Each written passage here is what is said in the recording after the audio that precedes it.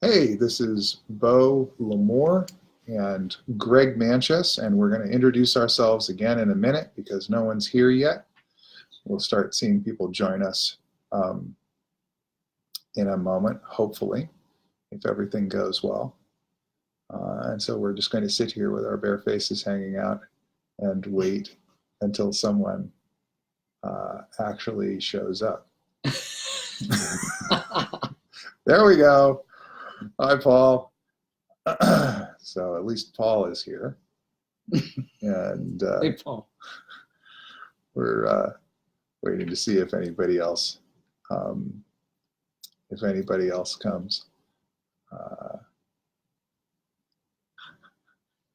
This is always the tough part. Someone should come because we had like a whole bunch of people. We got out to a whole bunch. There we go. Maybe the So that's these little things go up Yeah. the side when people join. They're like sending little signs of approval. wow. Hey, good. So we know somebody's actually tuning in, and we'll get and we'll get started in a minute. We're just waiting for a few more people to show up. So we see we've got eight people. There'll be a couple more people in a moment, hopefully. 6 o'clock in the West, right? 6 o'clock in the West, and we're 9 o'clock here in New York City. And so here's a few other. Hey, it's good to see some more people show up. We're just waiting. It says 53 people are watching. That's funny, Wow. Vandy. It's funny. On my end, it says 11, 12 others are here. It's Facebook. It's always kind of screwy. I'm not sure what it exactly is telling us. Anyway, since there are some people here, I am here with Greg Manchess, who has done a great many Louis L'Amour covers. We are in New York City. Generally, I come to New York in the fall or early winter to have meetings with people at Random House and conduct all kinds of business. But so anyway, we're going to talk a little bit about what we do and how we do it, and then in about half an hour. So at the half hour mark, we'll start taking questions. So if you've got questions, hang on to them until the half hour, and then we'll start fielding questions. So Greg and I met. Do you remember how we met?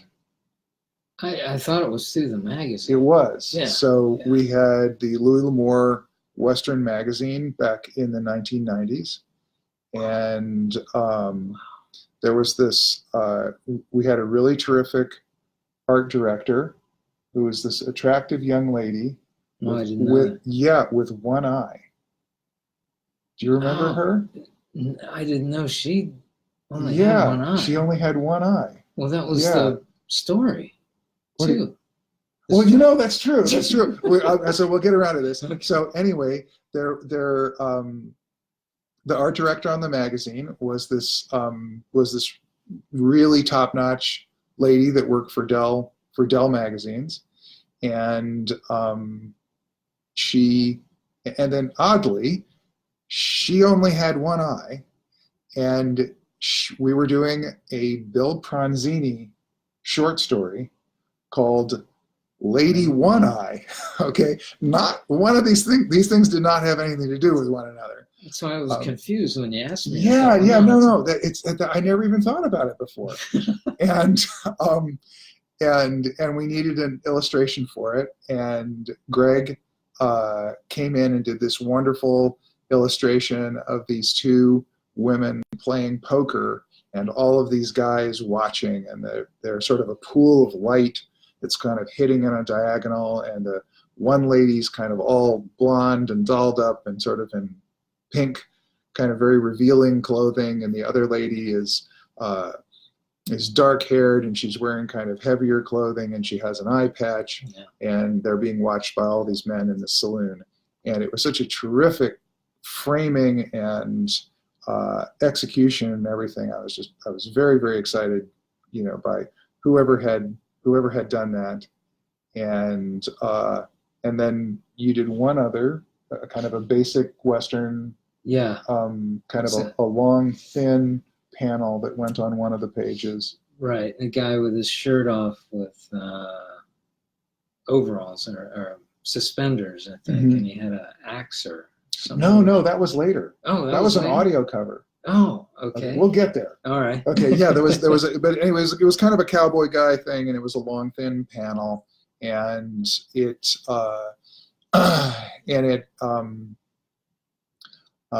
was fairly basic, and then we didn't really do much else together until the magazine folded, and then I kept trying to get Greg into doing book covers, and the people at Random House, some of the top people at Random House, kept saying that they wanted to talk to people at the Brandywine School.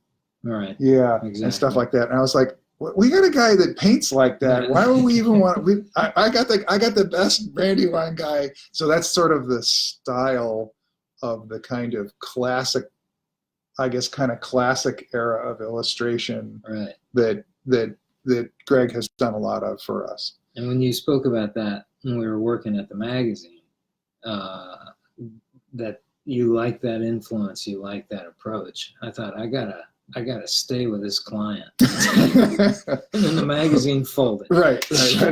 Anyway, it's so that this look is a look of illustrators that were around from the 1890s to maybe the 1930s. Yeah. Into the 40s and 50s, and by that time they started to work more delicately with the paint, a little more refined, a lot more detail. And Rockwell was pretty king at that point with his approach. So these guys would be N.C. Wyeth and Frank Schoonover are a couple of these illustrators, and they're probably the best known for a lot of their Western work. But I mean, not necessarily Brandywine, but Frederick Remington also. The style isn't terribly dissimilar, and Russell, another great Western illustrator from an earlier period, is Frank Tenney Johnson too. These people aren't all that different. So Greg could kind of channel that style, and I liked that a little bit more than a lot of the other things. Certainly the other things that passed for Louis L'Amour book covers prior to that. We wanted to give it a new look, but we wanted it to be a classic look, and so. Why don't you tell everybody how you got to that point at the magazine? Because you'd been illustrating sci-fi stuff, you've been doing all kinds of things up to that point. Why don't you give them a little bit of the 5-minute biography that brings people up to that point? Well, I started out as an illustrator in a studio in Iowa. So I was one of 6 other guys. All working for the same client or something like that? No, we had agents that would go out and get work from all over the local states in the area. It was in Iowa, so Nebraska, Minnesota, Wisconsin, sometimes Illinois. I kept pushing them to go to Chicago, but they didn't go into Chicago until I had left the studio. I went into Chicago and started freelancing after I left the studio. And what kind of material is this? Mostly advertising. So, and I wasn't oil painting as much back then. I was doing anything to get to work. So watercolor, gouache, acrylics, pastel, pencil, and all that combined as well. And then a little bit of oil here and there. So this is like the bowl of corn on the corn can, or what kind of stuff is this? I did cereal box backs. Okay. I did some stuff for McDonald's. Their original Arctic orange milkshake, I think it was. I did actually some polar bears for that. And Tidy Cat ads. I did John Deere tractors. Okay, that's better. Yeah, that's better. Mutual of Omaha, lots of insurance people studying paperwork and just tons, everything. You were expected as a studio illustrator to be able to handle whatever was thrown in front of you. Mm-hmm. So pen and ink, pencil, whatever it took to get the look. There was a lot of black and white work at the time. So I really honed my skills doing pen and ink and pencil. I loved pencil since I was a kid. Mm-hmm. So I did a lot of black and white work in pencil that was then shot as, it was kind of a line shot back then. So you're talking about photography. Yeah, it was a stat, they called it mm-hmm. back then. And that could be printed just about anywhere, really mm-hmm. rough newsprint or whatever, and it Right. would still look good and had a nice soft feel to it. Mm-hmm. Anyway, I had a portfolio full of that stuff. I was doing Anheuser-Busch beer cans Mm-hmm. in ads. I did all the original Clydesdales that were running through the water and snow and on the front of a can and all that kind of stuff. I did labels. I did sweat beads like crazy. And I still have friends that were doing sweat beads on beer bottles and cans and stuff. So you mean you were painting the condensation that was supposed to be on the can, on the label. Right. That's hysterical. Yeah. So I learned how to do water drops really well, as you do. And it was just a ton of advertising work, one after the other. I was working a lot in Chicago, probably did a good 3 jobs a week. Things were fine, but I wasn't doing what I really wanted to do. And around about 88, I had been going to New York a lot to show my portfolio around. And people told me, you can't oil paint in the business because you'll never get it to dry and you won't be able to get it to the client because it'll be wet. And I had to work 4 days ahead of schedule in order to do oil. Get it to do oil. And I still wasn't doing that much. And finally I had my butt handed to me by a couple of agents in New York. Then when they looked at my portfolio, they closed it and said, we've forgotten what you do already. And that's when I realized I didn't have a look or a signature or a voice of what I do. And the guys that really, on that trip, I walked into the Illustration House Gallery in New York, and there was a show there of Saul Tepper's work. And Saul Tepper was a contemporary of Schoonover and Dean Cornwell, and all these guys were painting big, fat, thick strokes, which I'd always loved. Right. And I thought, I got to go home and do this.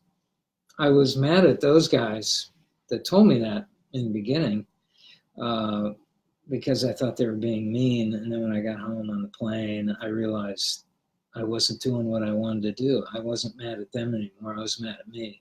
So I started oil painting. And my agents at the time said, it's not going to work. Painterly oil is dead. It's gone away. Everything's real tight now. And I said, well, I got to do this. Otherwise, I'll just go be an astronaut or a fighter pilot or something, something cool, I guess. And I just thought, I'm going to do this until that guy shows up at my door and says, you can't do this anymore. You got to get out of this business. You're terrible. Right. And for a while I thought, oh, that guy never showed up. And then I realized after many years, no, he showed up all the time. I didn't listen to him. That's good. And so right about the time that you had asked me to do that first painting, I had just gotten my New York agent, Richard Solomon. And he wanted to do the oil painting stuff because I had but I had gotten in the Society of Illustrators with a couple of oil paintings. And then the following year I got a few more in, and he was tracking that. And so we got together and he started selling me as an oil painter, which I thought was great. And so you were one of the first that I got a chance to work with. Oh, I didn't really realize that. Geographic. Yeah, so you did National Geographic. You also did, was it Omni? Omni magazine, but that was on my own. That was before. That was when I first started to freelance. Came into New York, and I could sell to the science fiction magazine, that one anyway, Omni. But I couldn't get any book covers out of it. Right. So it was kind of odd. So I just kind of drifted away from that. And I had a hard time I had a hard time getting you into book covers. I had to work. We had to go to the audio. The audiobook covers. Right. So That's they were right. always a little more entrepreneurial in that department and Mhm. sort of feisty. And so we did. Dead End Drift. We did. Well, it was Dead End Drift is the guy with the pick. That's And, right. So this one that we're talking about is a cover that was on Dead End Drift for almost just the shortest amount of time before that title was retired for a while. And it was a wonderful composition because it was this outline of you saw the bare outline of a miner, and he had a headlamp on, and the beam of the headlamp was making this beautiful diagonal, like through dust or something like this, and he was swinging a pick, and that was another diagonal. And you'll probably hear us talk like this, but diagonal lines are very powerful in the kind of work that we do, or that Greg does when you're doing a cover. And it just had this wonderful, extremely graphic presentation. That was a terrific cover. It was really fun to paint because I could get some really nice muscular anatomy in there because the guy had his shirt off and he was sweating and all that, and I wanted to look up at him. Right. Which it's very powerful. The diagonal thing. But the guy that I worked with was my FedEx driver. The model? The model. Uh-huh. That's great. And when he came over for the shoot, he said, "Can you use this?" And he pulls out a pick from the time period. He said, "My dad had this for wow, years." Perfect. So it was a perfect prop. Uh-huh. So he picked it up and started swinging around, and I took shots and then did the sketch and sent it in, and it just was smooth sailing from there. It was great. It's great. Yeah, so we did a bunch of audio covers, and then I finally got the people on the print side, the book side, to start using Greg. I think one of the earliest ones we did was Heller with a Gun. Heller with a Gun. Heller with a Gun. Yeah. And then we did a few more, and then we did all the Sacketts. Right. And I don't know how many more covers you've done, but there have been a lot of them. I think it's 60 plus, but I've been saying 60 plus now for a couple of years. Yeah. So I haven't gone to really count them. Right. So we're looking at more than half, and probably a fair number more than half. Yeah. At least I shouldn't say more than half, because we've also got all those audios in there. But and some of the short story collections. Right. And then before we start talking about like how you do what you do, why don't you tell everybody what's gone on in your career since then? Because you started doing a lot of books. Yeah. I think the Western novel covers was not something that I could actually take to another book cover company, because they had a different attitude about Westerns. Right. So it was really kind of nice for me to be able to isolate to Louis L'Amour books, not be distracted. Oh, that's interesting. By doing Western. So it wasn't everybody else wasn't asking for it. No. So that was really nice. But the career started to move to the point where I was doing oil paint all the time, especially for the covers you wanted. Right. But in the mainstream part of my career, I got a lot of paintings into different shows, and one was the Society of Illustrators in New York, and the other was Communication Arts Magazine, San Francisco, and they decided to do an article on my work. And both of these organizations are really particular. They're you don't just, not everybody gets through the door of either of these things. Right. And CA Magazine, Communication Arts Magazine, was extremely difficult to get into. And once the attention started to catch fire or get hold, one of those annuals I got 11 pieces in, which is unheard of. Yeah. And then they said, maybe we ought to do an article on this guy, which was great. Changed my career. because at the time there was no internet, and to have a 8-page, was it 8? No, it was 16-page spread in that magazine was the top of the heap. And their clientele is art directors. Mostly, graphic designers. So this is like a Who's Out There publication for art directors. So that's exactly the right clientele. And all the illustrators were looking through it, and I was looking through it, and you go through that magazine and just drool looking at fantastic incredible stuff. Incredible stuff. So I got to be a part of that, changed my career. And then I started to win medals at the Society of Illustrators and got into all the shows I was entering, and then the science fiction started to come back a little bit into my portfolio. There's another annual called the Spectrum, fantastic art annual. I got a lot of stuff in there, work in that, and then that was starting to spread across, and then the internet hit, and I was worried about that at first, because I thought in the early days you were worried that your stuff was being lifted and shown. Sure. But it turned out to be kind of the opposite, where it was really good advertising. No, it's a difficult thing. I mean, we face this with some graphic things that we do too that don't have anything to do with you. It's sort of like you put stuff on the internet, and you have to, if you're an old copyright holder, like us, where we're always protecting our copyrights as much as possible, and you think, well, you put something on the internet and you put it there to lose control of it. The only way you benefit from doing that is you intend to lose control of it. And it can make you kind of crazy if your business is the opposite. Right. To let go of it. Yeah. I had to do that quite a bit.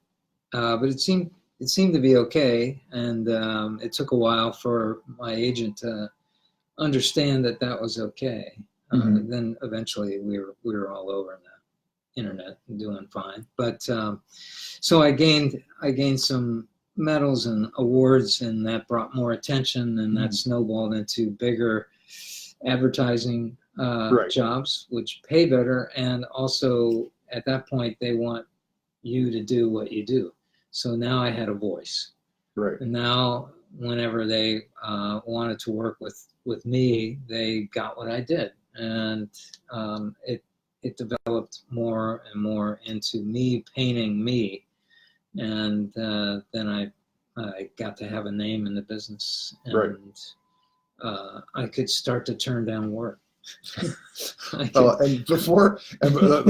I guess, unless there's another episode in there, some of the things that we worked on. One of the last really different things you did is you did the illustrations for the Coen brothers Western, The Ballad of Buster Scruggs. So in this movie, each of the different stories, they're almost like different short stories in the book, are start off with an illustration, which is one of yours. Right. And they very much look like the old illustration plates that were put in the old book club Western books that went out in the early part of the 20th century. They mocked up a book to look like the old it's like a book out of 1911. Yeah, well, I have old Hopalong Cassidy books, original, like first edition Hopalong Cassidy books, and when you open them up, right inside the book, there's a plate, a beautifully produced, different kind of paper, everything. Right. It's very nice, beautifully produced plate. That's like an N.C. Wyeth painting of Hopalong or something like that. And so that was the role you were playing. Right, and sometimes there's a sheet of vellum that's over the top protecting of that. it. Right. Yeah. So when I was talking to the Coens, I got to work directly with them, which was great. And they were looking at mock-ups of the book because they were going to shoot this thing. They're actually going to put the illustrations right in this book and open it on camera and all that. So I was hired to do 6 oil paintings for that, one for each chapter.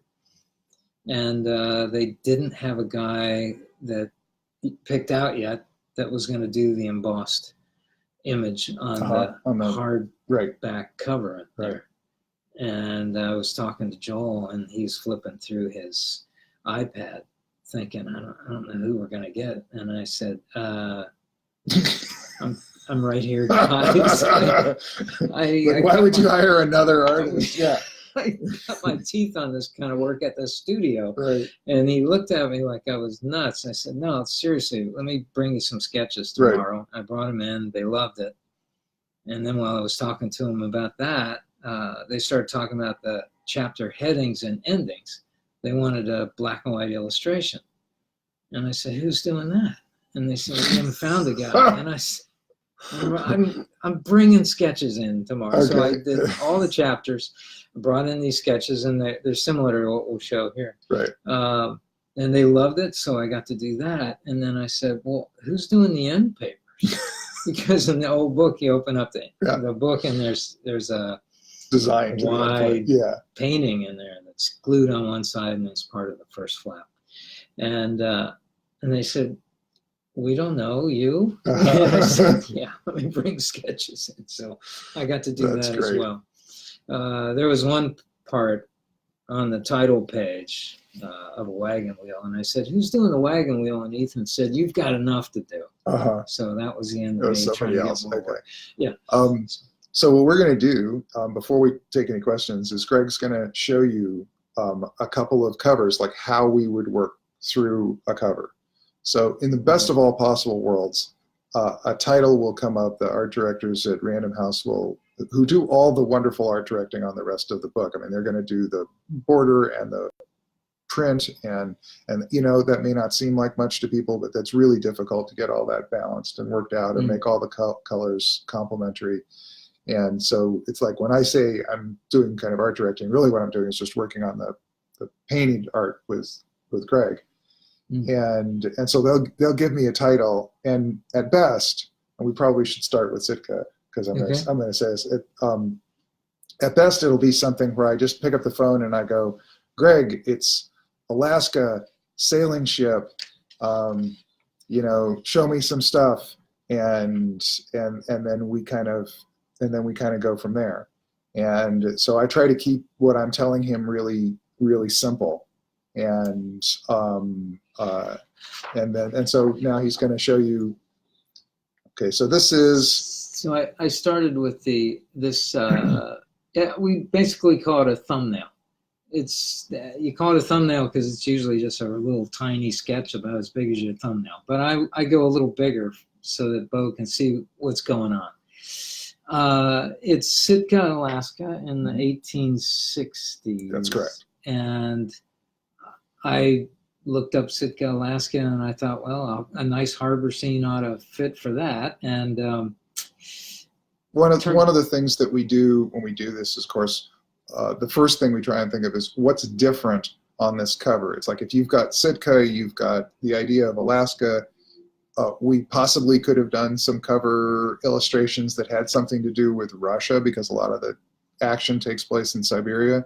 But that might have gotten too weird. So we try and do something that differentiates itself from, say, all the cowboy covers, because this story is different. We want it to look different, but we don't want it to get completely alien. Right.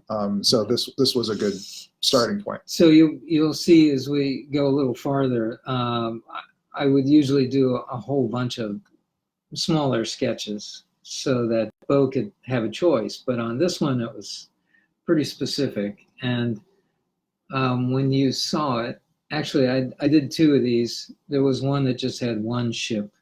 Yeah. And then I thought, well, that's not very good. I'm going to need some more ships. So I scanned that one. And then I put in another couple of ships in there and scanned that. So he had a choice of having one ship or three in the sketch. But Beau was crazy about this. Okay, so I saw it and I kind of went, oh, that's nice, but it's kind of serene, and I want a more feeling of action. Not a lot going on. And and so I said, you got to give me something that's more dynamic, and so that's where this comes from. So then I sent him these four. And I'm pretty much at this stage drawing out of my head, just thinking of sailing ships and how I want the sails to line up. And at this point, while I'm putting the values in there, the darks and lights, I started to realize, I'll put the sun behind the ship so the ship will be slightly silhouetted, and then I can get some nice light on the waves. Oops, I'm blocking you. No, that's fine. And so I think you were torn a little bit, but then you ended up picking D. This one. This one. Yeah. That one, yeah. That one right here. Yeah. Right there. That's, yeah. And so I don't have a finished sketch of that because I projected that directly to the canvas. Okay, so you went right to the canvas. Right, So and now, then started drawing the ship based on looking at some reference to ships. And this is the actual painting. There we go. Yeah. Pretty good, yeah. So it's a little shiny because there we go. There we go. I varnish it just a little bit, very thin, just to bring up all the darks and bring up everything to the same level. So when they scan it, they used to photograph it, but now they scan it so that looks quite even all the way across. And this was a beautiful effect. I hope this is what you're after, because it feels like there's light coming through the sails. Exactly. Yeah, that was a fantastic effect. I've never seen that in an illustration before. I was playing my strengths on that one. Putting the sun back there would absolutely do that. Right. So, made up the water and studied ships sloshing through the oceans and how the waves crash over the bow and stuff like that. So I don't know if you can get a little closer, but yeah. Yeah, I don't know that that's working any better. Yeah. All right, let's do another one. And it's only about that big, so. The other reason for the size is because if I did it too large, then it would come down and everything would tighten up. It would look like detail, too much detail. Right. So because the finished version of these things on the books is, it's like that. It's very small. It's like 2/3 of my cell phone. Right. So it gets pretty tiny pretty quick. So I want to keep the strokes in there as much as I can. Right. So I try to do it closer to the scale, even though that's probably up about 5 times. So then this one is Walking Drum. And it started out with, these are more like the thumbnail sketches I was talking about before. So it's just the bare figures, the shape of things in the cover.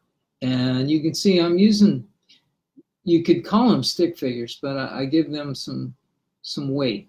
There's some thickness in the body and stuff. And this allows me to understand body language and movement within the frame, and how I'm going to get all the information in there. And based on the book, you needed to have well, again, we need to sell the time period and how it's different from the Westerns. And so there needed to be a bit of detail that got in there. Now, as I went through this, those thumbnails were just for me. Beau didn't see those. And then I took the thumbnails and developed them farther into these more finished thumbnail sketches like the last one. And it was a guy who's being set upon on the beach. And you can see here that I will come almost full circle back to this one. But we tried on a ship, a couple of images on a ship. We tried a couple of images on horseback. This one I returned again to have him hiding behind a rock. And then I think we may have spoken at that point. Yeah, and you had gotten this thing on the beach and kind of the rock, and there's a scene in the story. A lot of times we don't talk about the really specific scene. I'll just throw out a certain number of ideas. It seems to work better that way. Right. But then when I clued into this, there's the scene where the caravan is ultimately wiped out by the Prechniks, the horsemen who kill off almost everybody about 3/4 of the way through the story. And so we had some things that hit pretty close to that, and I was like, oh no, we got to do that scene. That's the one we're going to do now. And so I'm getting a little closer with these final 3, and I hit upon him hiding behind the boat. I think we spoke about that, and I didn't know how much he would hide behind the boat.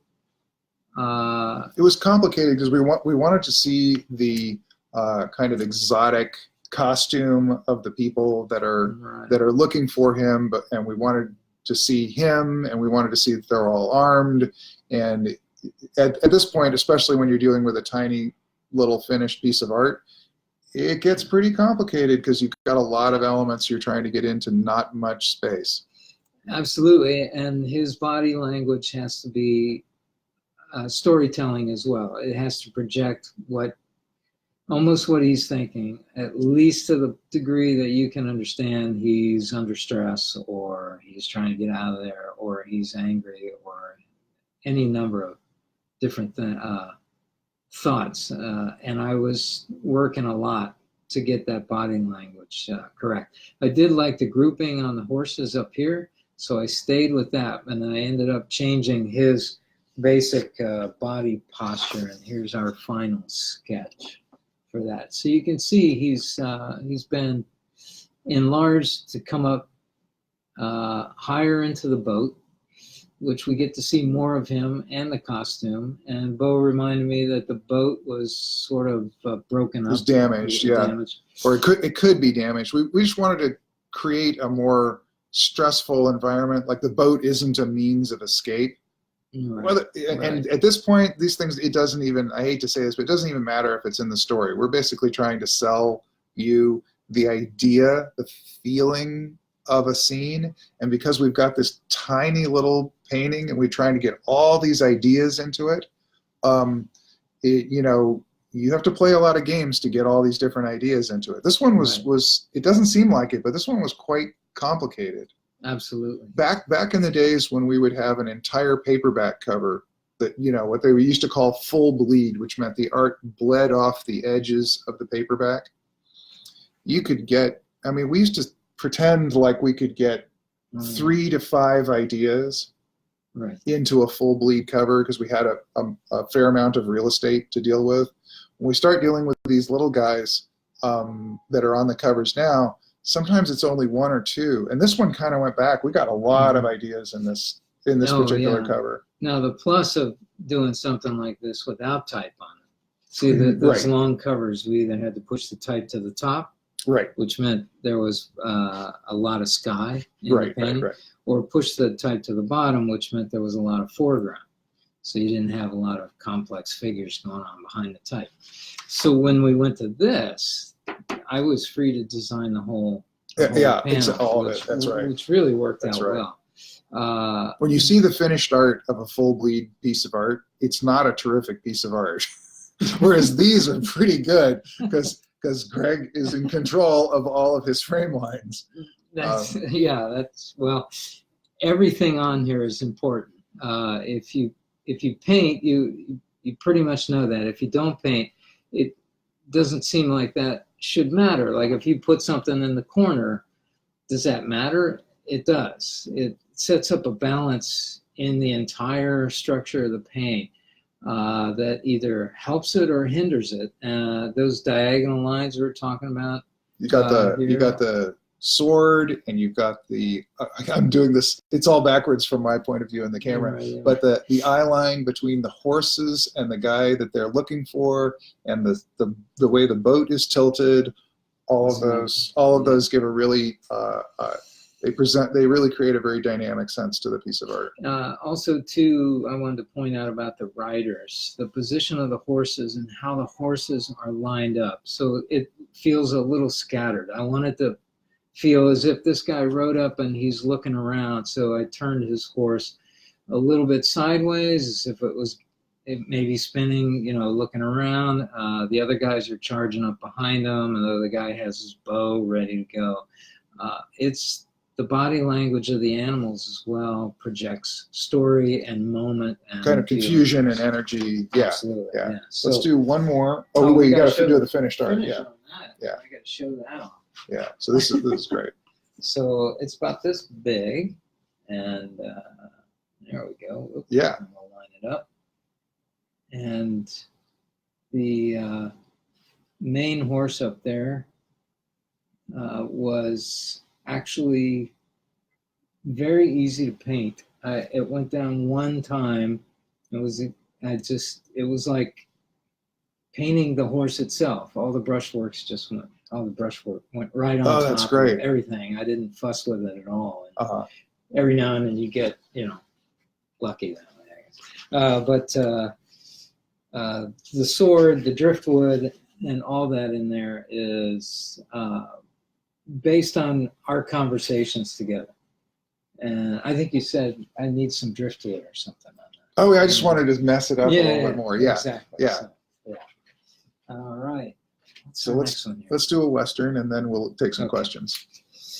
Okay. So yeah, this one, of course, is The Long Ride Home. But we started out not really knowing where to go with this. Beau wanted ideas. And so I started out just sort of thinking on paper, a guy riding hard, shooting. And then I thought, well, that led me to, wait a minute, like a wide, I'm not sure why I did a widescreen sort of. Yeah, I'm not sure about that either. We did, what happens with especially the Westerns, we kind of say every time we do one, we have to try and do one that we haven't done something like it before. Mm-hmm. And there are so many Westerns, we're always trying to find a unique thing. Yeah. And there was a unique thing about this story that we finally came back to, but the first thing that we said was, let's just play around with Western ideas and Western things. And so the top horses led me to thinking about more horses. So I did a stampede, a bunch of sketches on stampeding horses, and I thought that would lend a lot of activity to the cover, which led me to zeroing in on the horses running by us. And then I thought, well, maybe an isolated horse without a rider is storytelling. We're going to do that someday. I like that one. And then a guy pulling up to a full stop led me to thinking about riders coming toward the viewer, which led me to a stagecoach for some odd Well, this reason. is a book of short stories, so there's a lot of different different things in it. Campfire. And this one looks. Does that look a lot like something that made it into the Coen Brothers movie? The last chapter. Of course, I did the rider on the stagecoach. The painting is a close in of the rider. But this is the one we ended up working with. Beau, like this one, wanted to see. So the book had a in the past, the book had a cover that had a guy with a little girl on the saddle behind him, and I knew I would probably go with that, but I didn't want to do it again if I didn't have to. And we explored a bunch of ideas, and I pretty much realized that what I had worked with before was a good thing to do, and that Greg could do it better than it had been done in the past. And so we went with that. Yeah, I kind of, now I look at it again, I kind of like this one where you're looking up. Oh, I love that. Yeah, absolutely. At the stagecoach riders, we might have to use that. Yeah, so none of this is wasted. we always come back to our old ideas. A big file. Yeah. And this is the final sketch for that cover. And then your comment was, I need a little girl on the back of the saddle. So I sketched it in there. It's not very big. You can see the size of my hand. It's about 3.5, maybe 4 inches across. And I made up the landscape by looking at pictures of landscapes, and made up the horse by looking at pictures of horses, and I modeled out in the backyard, sitting on a stool, looking like I was writing and stuff. Greg is often the model, except there's quite a few covers where I'm the model. That's right. Okay. Yeah. So Hanging Woman Creek. Hanging Woman Creek was one of them. There's actually two guys on that. There's a black guy who's up in the boxcar, and he's reaching his hand down to help this white guy up in there, and I'm both guys. Yeah. And a couple of the other covers too. The reason I use myself a lot is not because I like to put myself on book covers. You're there. It's because you're there. Yeah, well, it's really because it's very difficult to get across to a model exactly what you're looking for. I can tell them, hey, you got to hold the gun like this. So if my shoulder's relaxed and my elbow's bent or whatever, they'll do this. Yeah. They'll hold it out, and then I got to bend this, and then they tilt the gun the wrong way, and then then their head gets stiff. So when I use myself, I have a remote control.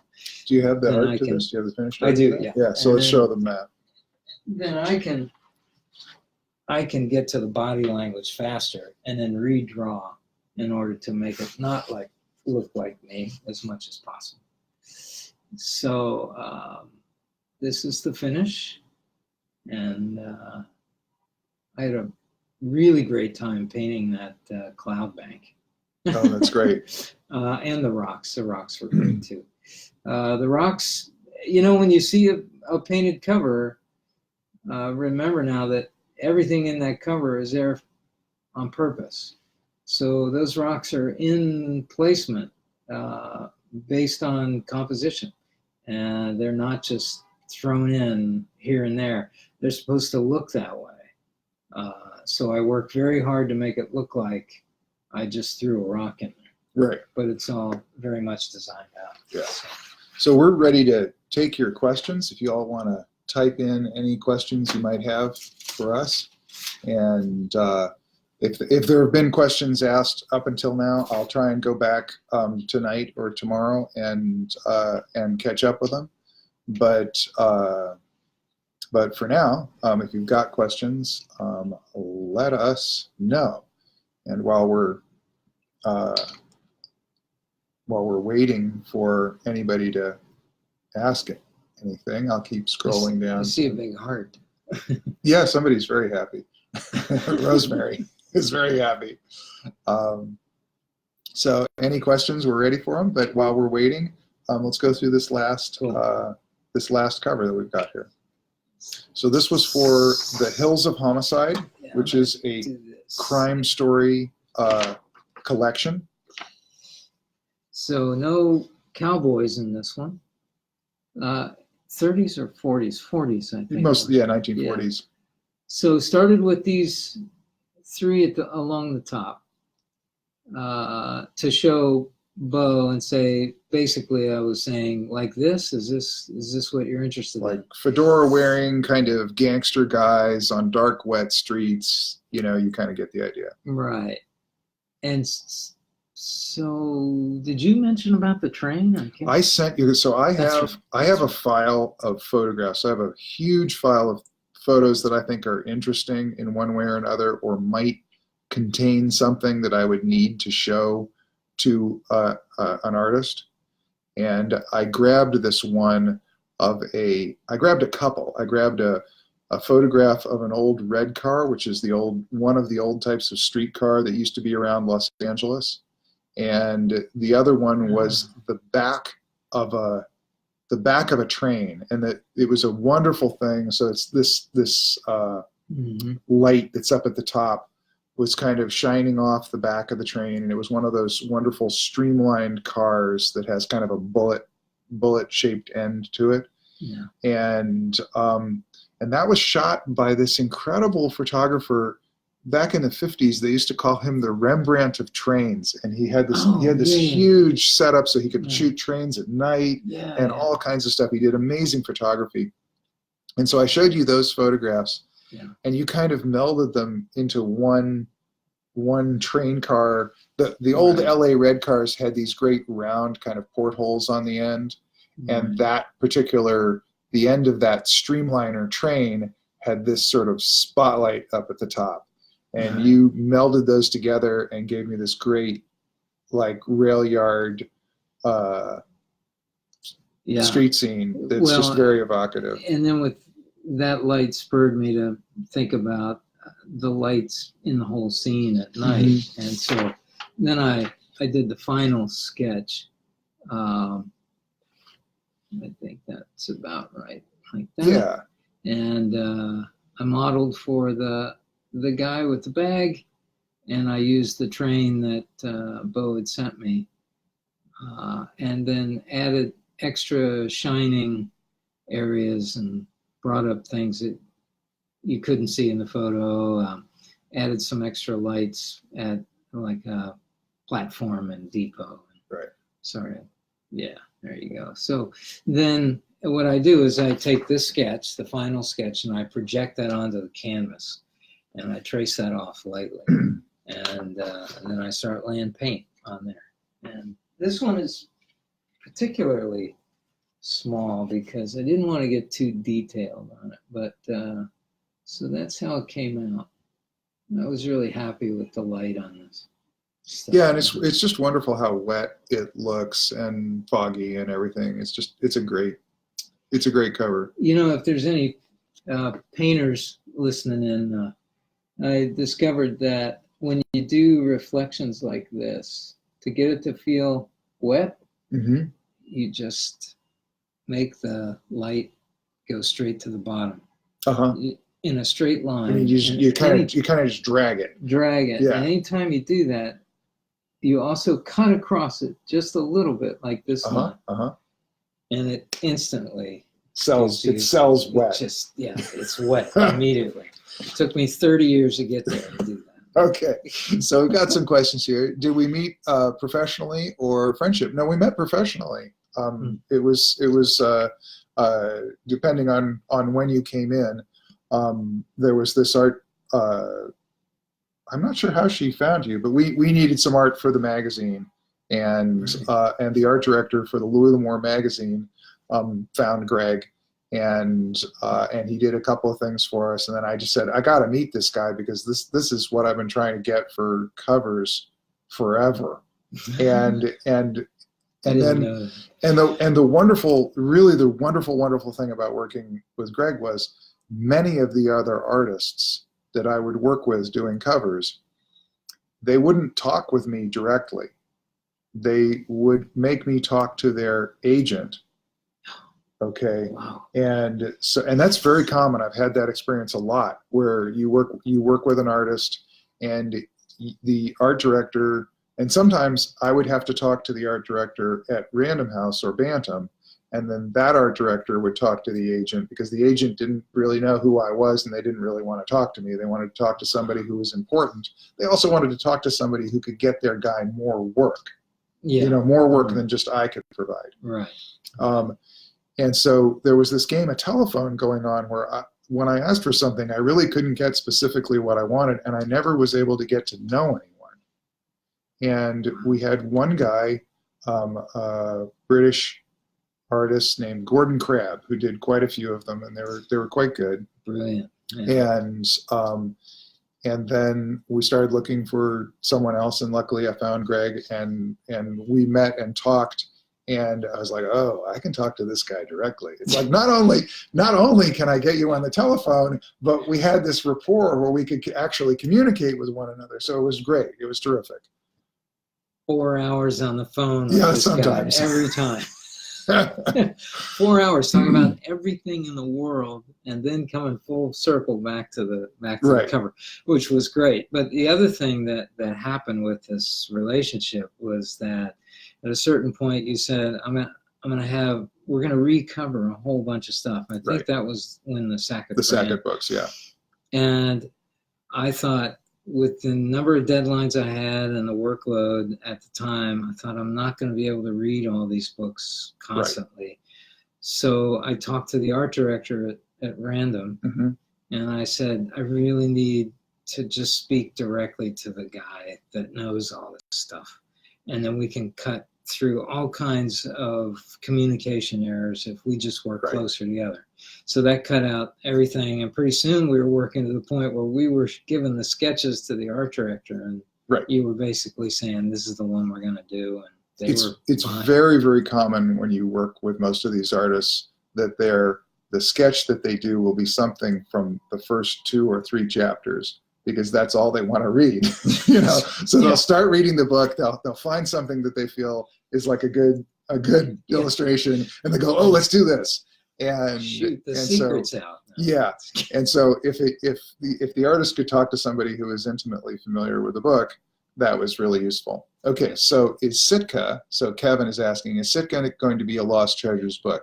No, Sitka is not. There's only one worthwhile story about Sitka, and it isn't substantial enough to turn into a Lost Treasures postscript, because I don't like to put a postscript in a book if there's not enough material there for people to feel like I don't like people to feel like they wasted their money. So the interesting story about Sitka was Dad was asked to write Sitka by executives at MGM, and they kind of gave him an outline. I mean, it's obviously Purchase of Alaska, but they gave him some other pieces of information about what they wanted the plot to be like, and then they told him to go and write it, and he did. And they took the book, which I guess they thought they were going to turn into a movie, and then they didn't turn it into a movie. And so there's really no more. I mean, it's an interesting story, but it's like 3 paragraphs rather than 5 or 6 pages. And I like to have Lost Treasures postscripts to have to be a few pages so that people feel like they're getting their money's worth. Let's see what else is here. Paul is just putting up some examples of the finished work as we go. Let's see. So you missed our plans for all of these sketches. The sketches that you've been seeing are existing book covers. So you'll be able to go back and look at this on on Facebook or even YouTube later on, and you'll see. We'll mention the titles, but you'll start recognizing the books when you look at it more carefully. Is this one book in particular? No, these were all, like I said, these were all existing books. 4 of them. Yeah. Yeah. The name of this book, sorry, I didn't get the answer to that. But if you go back and listen carefully to the video, we do mention the title as we're doing it. And Paul just picked up that. How about a contest to win a print of these? Well, at one time we actually did some prints, and we even did shirts that had Greg's paintings on them, and they didn't sell all that well. So there was always 1 or 2 people who couldn't believe that there wasn't a huge market for them, but there wasn't a huge market for them. And I know that there's always somebody who wants one.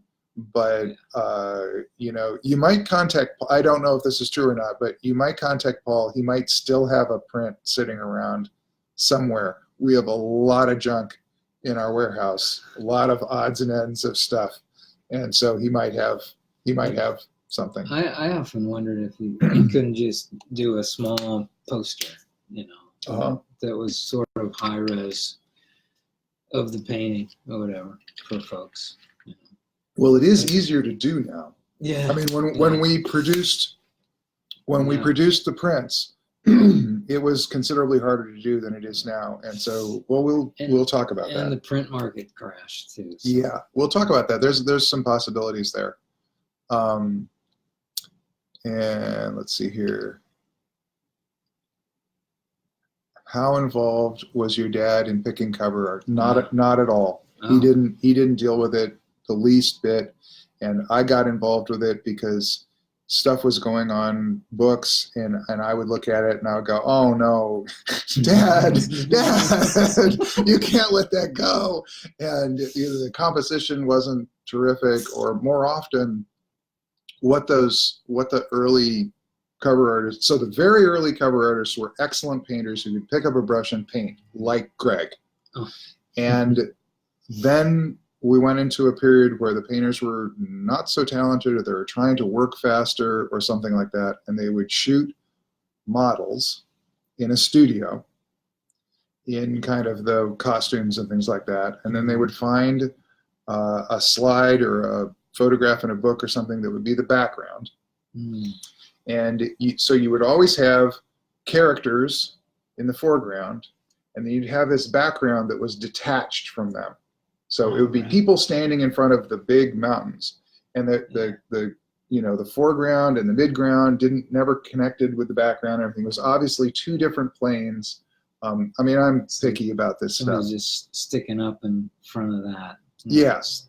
And you spoke to me at length about that. Yeah. You wanted to stay away I wanted a sense that, the painting was a continuum that started at the viewer and went all the way to infinity.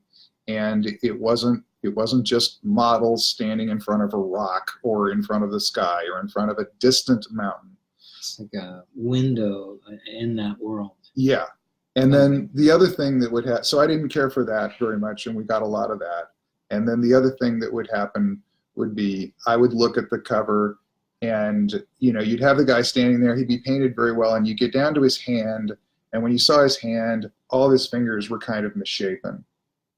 And I would just go, the misshapen fingers are like that because when they shot that in the studio, that part of the model was in shadow or something, and the artist didn't have the really good detail. And I just like, these guys would be better freehanding this stuff than letting the photography screw them up if the detail wasn't there.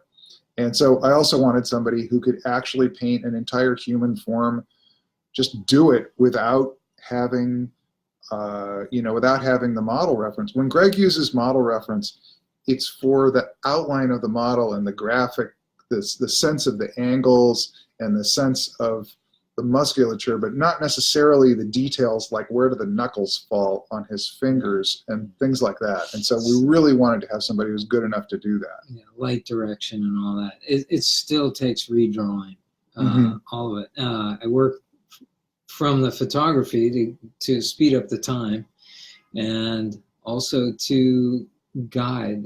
The photography is a guide. It's not a reference. Right. That's right. Perfect. So. And then let's see here. Looking for question marks as I'm going through.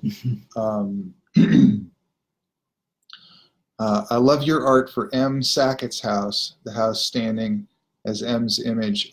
So this would be Ride the Dark Trail, the big house in the background with the riders up in front with the bandanas. Yes, yeah. That was a really nice cover. That was really fun.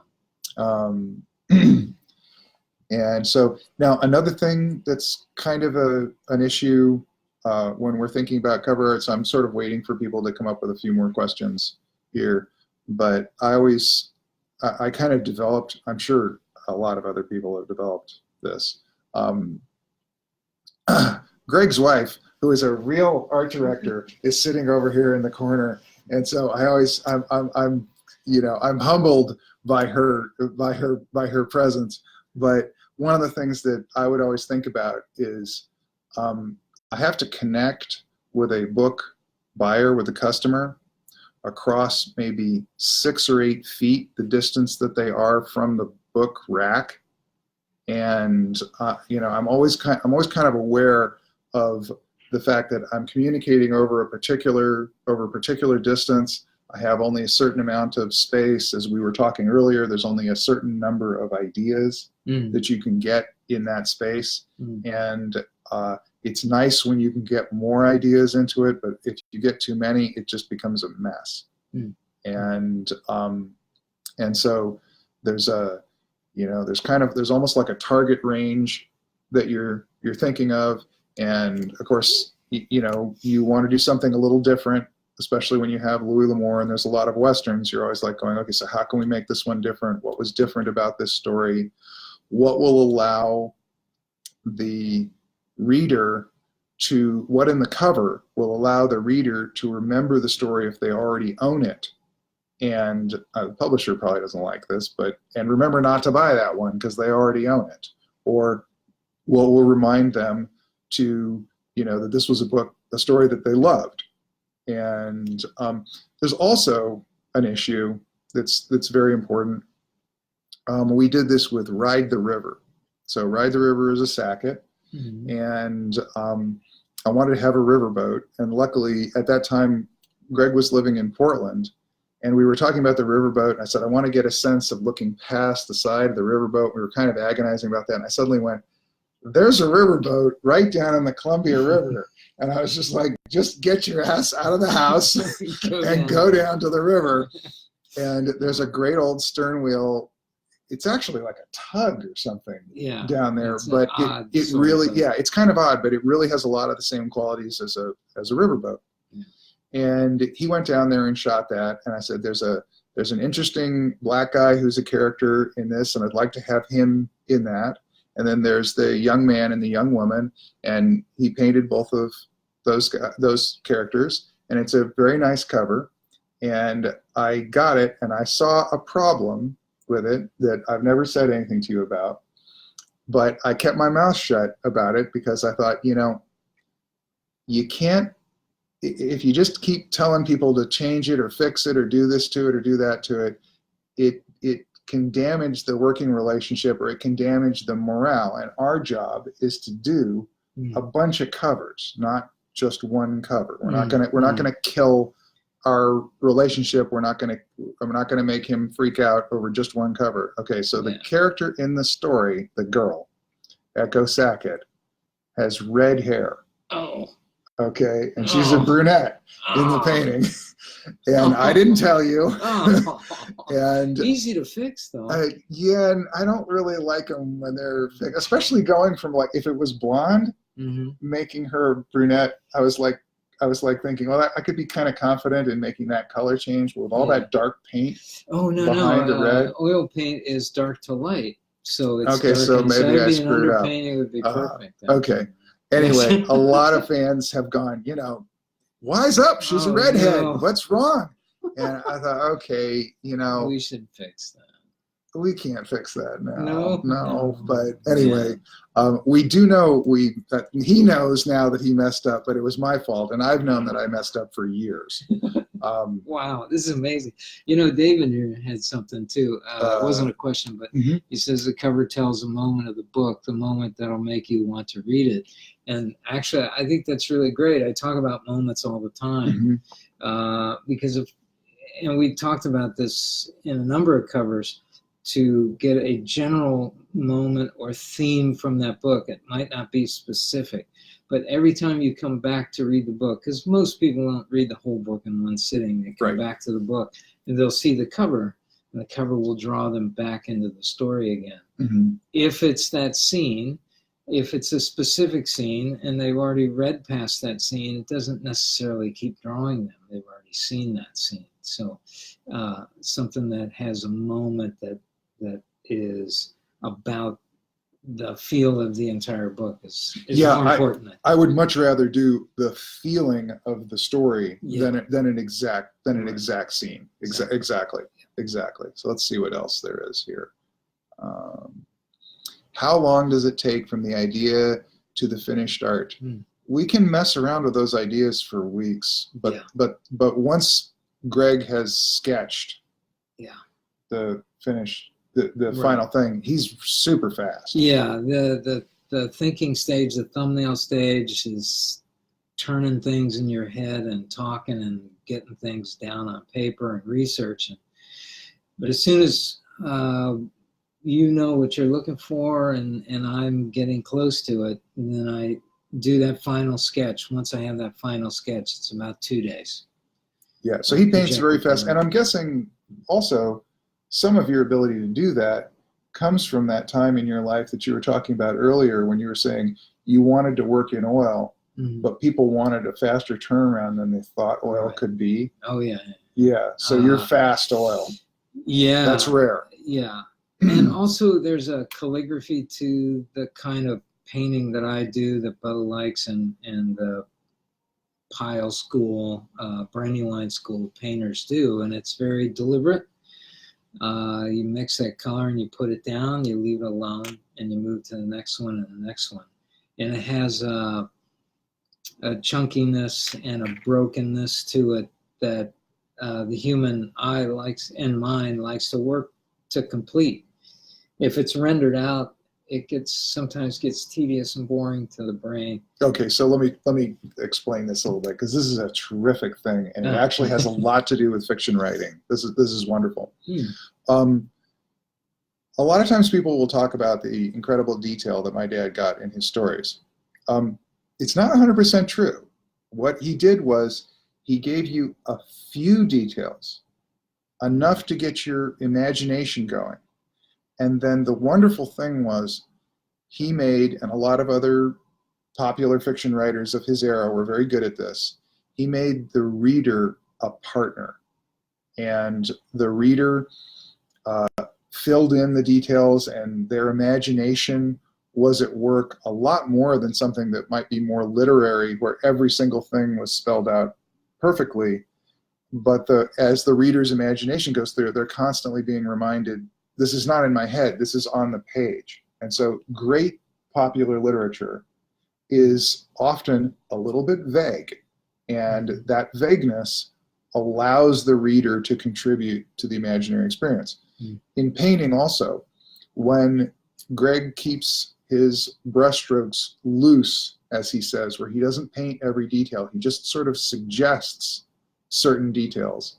And a great example of this would be the dust around a horse's hooves, in one of your paintings, is just kind of a blurriness.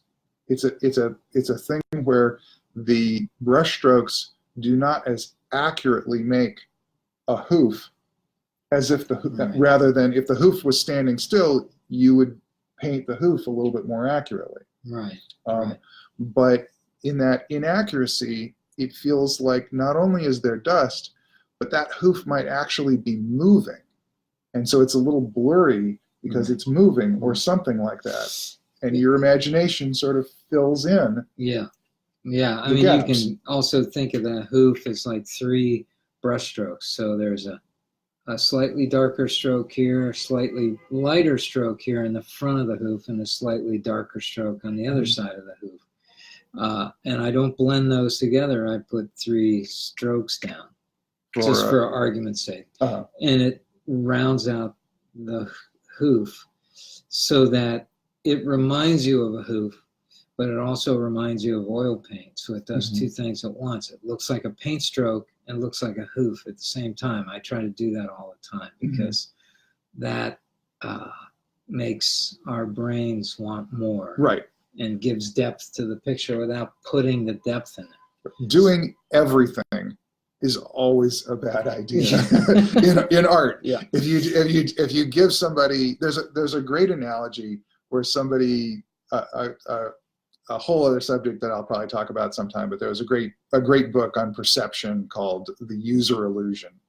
And in this, the writer talks about, he says, the perfect map of terrain, the 100% accurate map of terrain is the size of the terrain. So when you go into a gas station and you buy a map of New Mexico, you don't want it to be the size of New Mexico. You'll be unfolding it until next year. It'll cost $300,000, and it's useless. What you're paying for is an abstraction of New Mexico that sells you the things that you need to know in a map. Right. Okay, it's its limitations that make it valuable. It's the information it does not include that makes it valuable. That's what you pay for. You pay for the information that was thrown away. Wow. Okay. On a roadmap. Yeah. Okay. And so anyway, in writing fiction as well as painting, the interesting thing is you pay for, in some ways, you pay for what's not there. You pay for just enough information to imply the best version of what your imagination would like to be there. Wow. That's the magic, because it makes the audience a partner. So you guys have paid for mostly nothing. Exactly. All right, we're looking for some more here. How do you decide on what scene to cover, or is it the artist's creative improvisation? Well, we went through this a little bit, but we discuss it, and we talk about, this is an answer to Matthew's question, and we talk out various moments in the story or themes that are good for the story, and we present that. Reading The Daybreakers again. Okay, that's not a question. And a lot of times, well, every time, Beau has an idea of what the book is about, and we can start very easily from there. Right. So of course I know the stories pretty well, and I have this sense of what will sell them, and hopefully one image. I mean, I always wish I was doing a better job. There's always the perfect image, and you never know if you got it. But we have run past our time, and you obviously have one more thing you want to say. It just reminded me of Milo Talon. Was the riders going uphill. Going up the hill. Yeah. Was one of the only times you said, I don't know what I want to do for this cover, so give me something cool. Right. And I did Riders on the Hill, and it turned out to be one of our favorites. Oh, it's absolutely terrific. It's really great. Because it's just these very powerful shapes. Right. And it might even be a little more abstract than some of our paintings. The shape of the riders and the shape of the horses and things like that. Mm. It's more about their shape. It's almost more about their silhouette than it is about any particular details in it. It's a great cover. That painting taught me how to paint cowboy hats better, actually, from a different angle. Very good. All right. Well, we are going to sign off. Have a good night, everybody. And hopefully we'll have some more of these for you all in the future. Good night and good luck, as they used to say. Thanks, Bill.